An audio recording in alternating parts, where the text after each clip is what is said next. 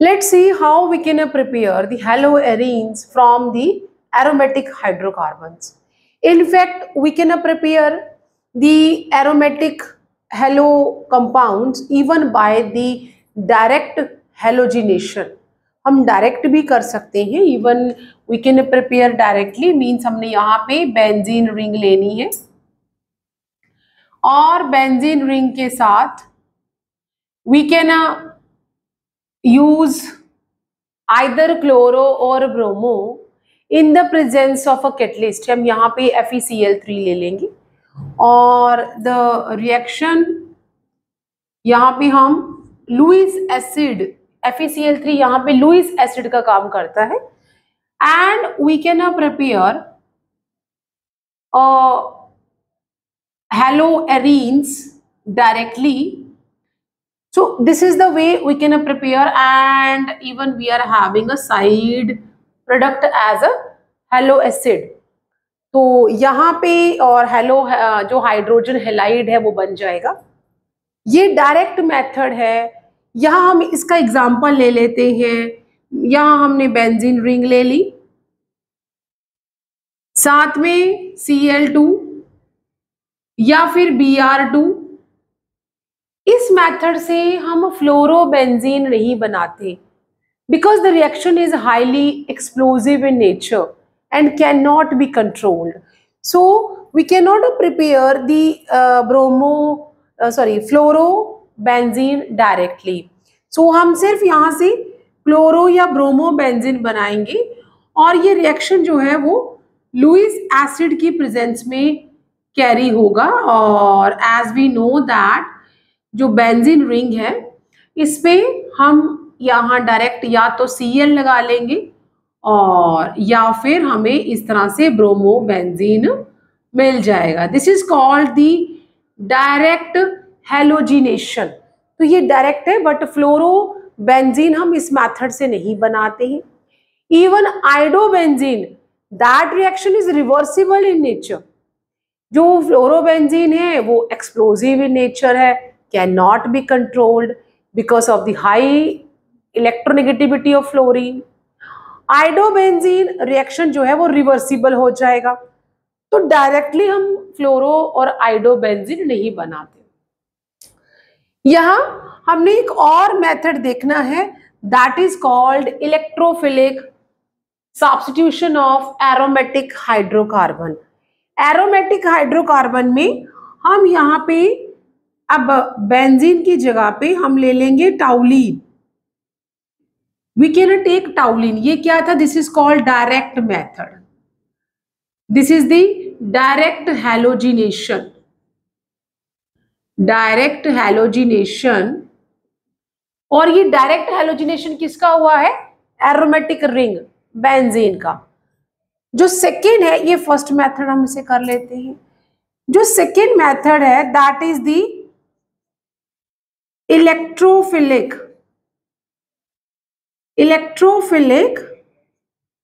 Substitution.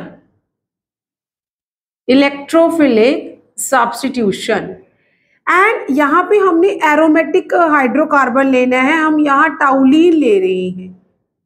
जब benzene ring के साथ एल्काइल ग्रुप जो कि मिथाइल है वो प्रेजेंट होते हैं, हम इसे टाउलिन कहते हैं। So this is the टाउलिन। और इसके साथ हम या तो यहाँ पे भी हम क्लोरो या ब्रोमो ही लेंगे।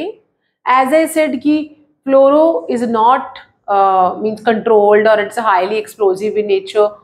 आइडो अगर हम बनाएंगे that is reversible in nature. तो यहाँ पे हम ले लेंगे, we will take either Br2 और Cl2, दोनों में से हम किसी को भी ले सकते हैं। This reaction is carried out in the presence of Fe third iron and the third stage, and the reaction is carried out in a dark. Dark में क्यों करना है? As we know that जो हेलोजिनेशन है side chain substitution हो जाएगा। Side chain है, अगर यहाँ पे सनलाइट रहेगी तो क्लोरीन यहाँ कहीं अटैच होने की बजाय किस पे लग जाएगा, किस पे सब्स्टिट्यूट हो जाएगा? साइड चेन पे। तो इसीलिए ये रिएक्शन डार्क में करना है। Fe3 इसलिए लिया है because it will make FeCl3 जो कि लुईस एसिड का काम करेगा, जिससे जो कि यहाँ पे हिट्रोलिटिक फिजन करेगा। इन जो यहाँ पे हाइड्रोजन मॉलिक्यूल है इसका हिट्रोलिटिक फिजन हो जाएगा due to the presence of iron. ये लुईस एसिड का काम करेगा and we will get the, हमें क्या मिलेगा, यहाँ पे हमारा ये टाउलिन आ गया और ऑर्थो पोजीशन पे हमें मिल जाएगा या तो Cl और either we will get the, हमें क्या मिलेगा, we will get the CH3 और पैरा पोजीशन पे Cl। और हम अगर हमने ब्रोमाइन लिया होता तो टाउलिन पहले लिख लेंगे और ऑर्थो पोजीशन पे या Br लग जाएगा, या फिर पैरा पोजीशन पे यहाँ पे पहले हम CH3 और ये हमने Br यहाँ ले लेना।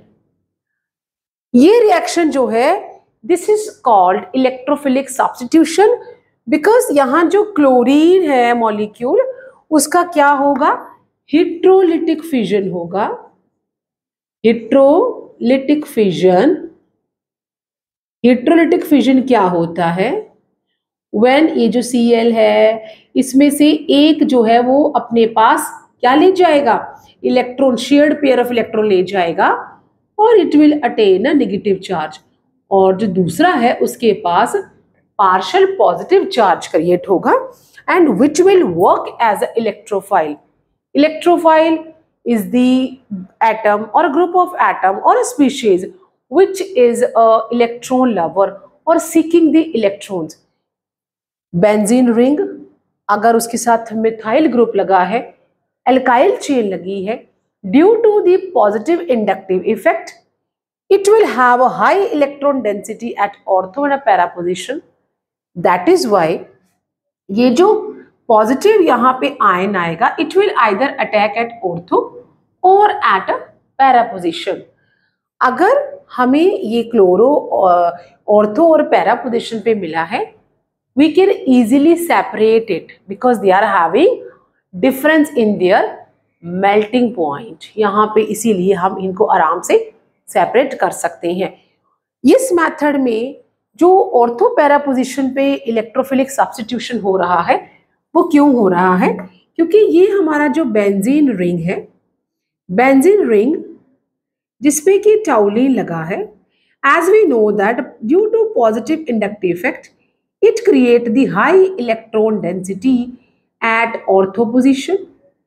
सो we will have double bond यहाँ आ जाएगा and what we will have here, यहाँ पे हाई इलेक्ट्रॉन डेंसिटी हो जाएगी and this what we will have.